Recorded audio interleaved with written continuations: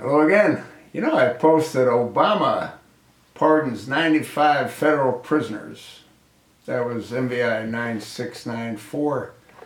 It's received some interesting comments, and I want to share this one in particular. Once in prison, they get introduced to the Koran almost immediately, and many turn to the Koran, and they're easily brainwashed that the white man truly is the enemy. Who donates the Koran to the prisoners? I bet the Koran outnumbers the Bible in prisons. Most people don't think of prison as a place of having a big following of religion, but it does.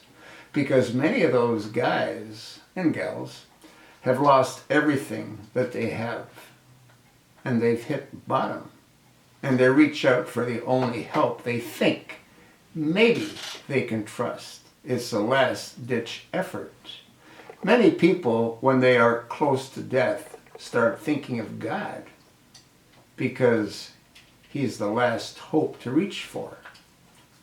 Religion to the prisoners is along the same line as thinking the last one to reach for. Now, you want to compare prisoners to Muslims. Does that sort of seem strange? Huh? Well, when you think about it, out of the 150 billion or 1.5 billion Muslims, how many of those have anything other than the clothes on their back? The majority have nothing. And what Muhammad gave them was the same thing that the Koran gives prisoners. As this viewer stated, something to reach for. As miserable as their lives might be in prison, and as miserable as their existence might be on this earth, I'm referring to the Muslims that have nothing, they're all reaching for the promises made by that pedophile, Muhammad. They're reaching for the possibility, and in their minds, they're absolutely convinced if they follow the words of the Prophet Muhammad, they'll be in paradise in the next life. I've said this in countless videos. You can't fight against people that relish and look forward to death. Many believe, or millions believe, or hundreds of millions believe that to be true.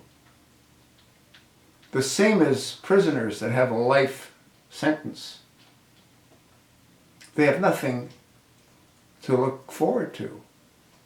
So they turn to the Koran. And they get brainwashed the exact same way as the Muslims throughout the Middle East that have next to nothing. Does that sort of make sense to you?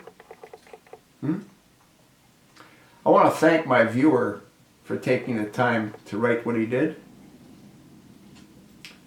I responded back and I said, agreed.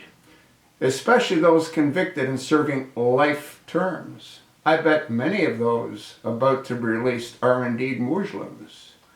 We need to demand that Congress let us know how many of those about to be released are Muslims. You know what I think? You know what my viewer thinks? The question now is, what do you think?